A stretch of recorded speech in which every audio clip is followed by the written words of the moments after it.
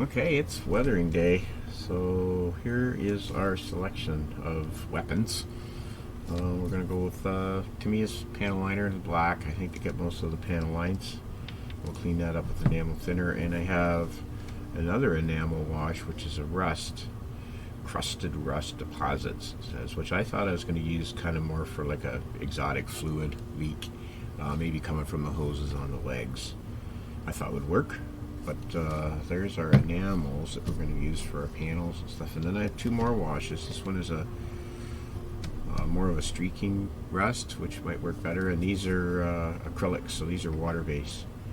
And this one is the engine grease and grime, which I think it's going to be nice because it's more like a filter. It's really light. I don't want to go anything too crazy with dirtying it up, mucking it up too much. And then for chipping and exposed metal, I got my two go-tos, the iron breaker and lead belcher for metal, and then for the edging, if I want to really bring the bright edge out, I got this chrome green stuff world. I like this stuff is pretty shiny.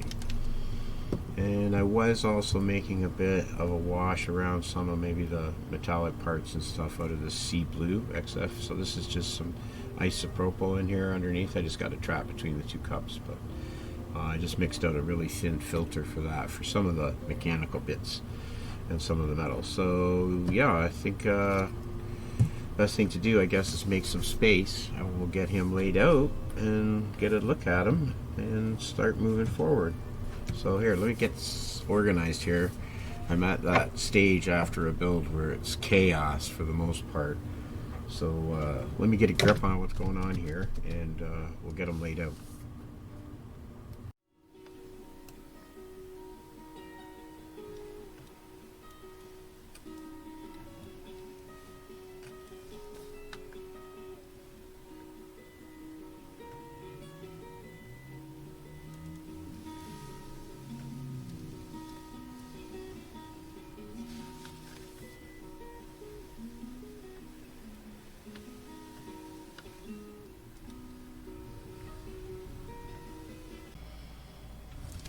First off, I made the terrible mistake of having dyslexia. Actually, I put these on the opposite sides. Hold on, let me come down here so you can see. I put these on the opposite side, so I didn't have the holes for the hoses, which was kind of part and parcel with not putting the armor on in the stages. I would have learned right away. Putting the hoses in. Oh, jeepers, I got those on backwards. But so I had to pop off my armor, but I think this will make these easier to panel line anyway, so it's probably a good thing. I have finished even the inside of our panels. Kind of cool that they give you a detail in there. But anyways, I got those swapped around, and we got our tabs all glued on here in place. And basically,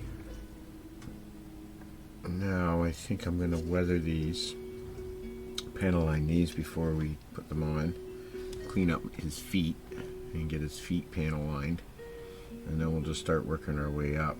But yeah, I definitely made the cardinal sin of having dyslexia up here too, where I put the shield on this side and this on that side. Although being right-handed, I usually see him with his rifle in his right hand, and you would think he'd want to be able to shoot his rifle from behind his shield, but what do I know?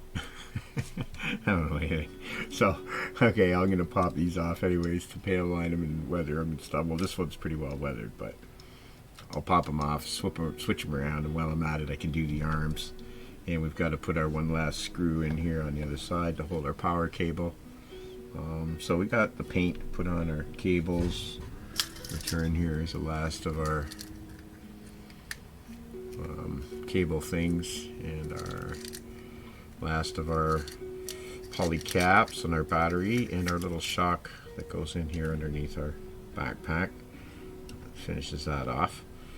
So that came out while we were moving stuff around. So yeah, we're really close. Anyways, look at them so far. With the decals. Got decals on a lot of the panels. We started chipping. I'm just using 1500 grit paper. here, and yeah, just gonna start experimenting. I think I'm gonna stay with the enamel with the panel wall lines. Seems to be easiest to clean up. I did experiment with a bit of I think it was XF17 I'm using here, which is like a dark blue. I don't know if I can get that to focus on that or not. Dark blue, sky blue, anyways, what is it? Sea blue. XF 17, sorry, XF17. But a little hard on it with the isopropyl. Is a little bit hard on this clear coat that I got on here, so it was just softening it up a bit. So I'm going to kind of shy away from that and go back with the enamels and clean those up pretty good. So anyways, yeah, it's pretty cool kit, man. Fully articulated. So he's got his battle axe here, his lightning axe. We might as well pop this off. This little holder. There we go. There's a look at the axe.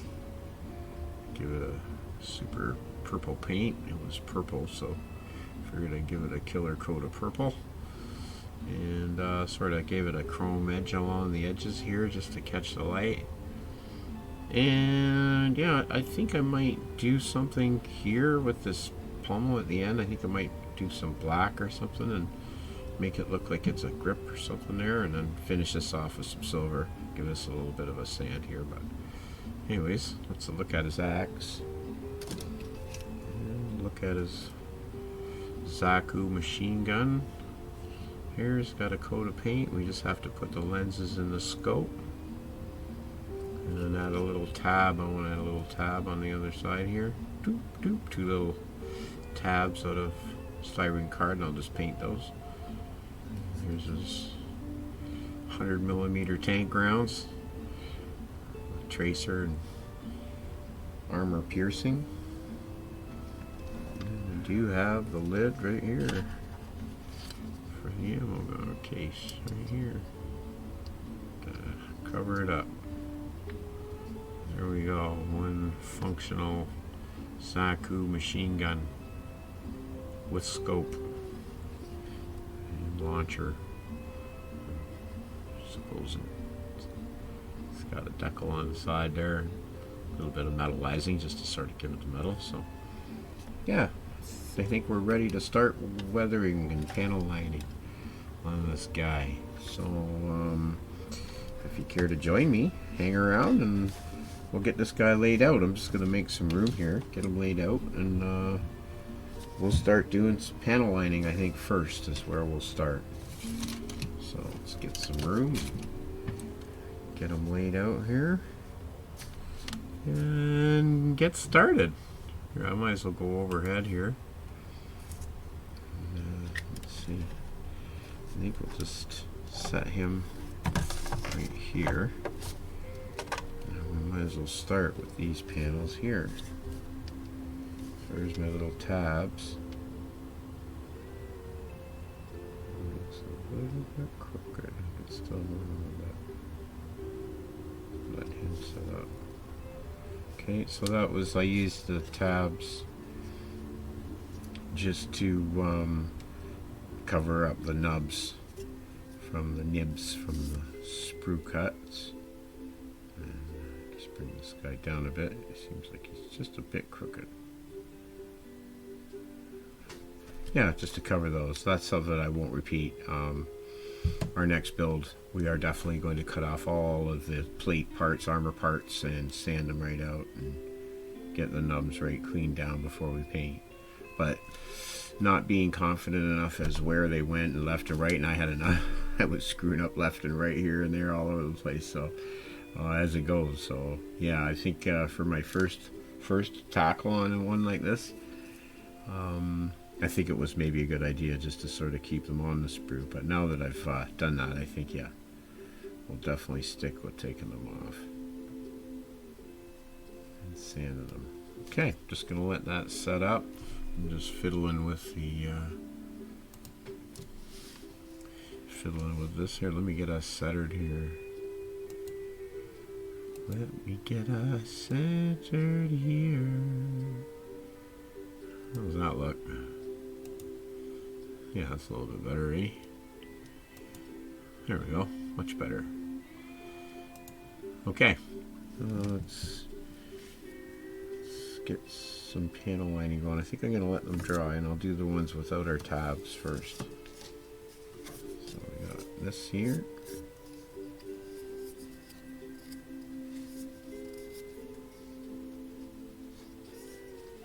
Here's our painted skirt. We got clear coat on it.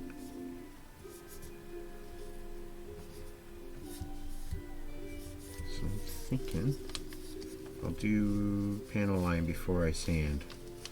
This is fairly smooth with the clear coat on it. So I think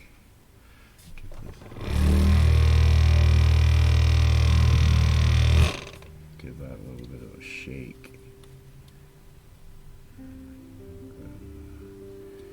Definitely use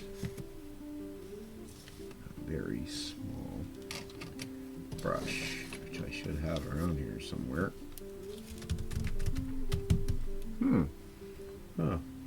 I shall return. Let me locate my brush.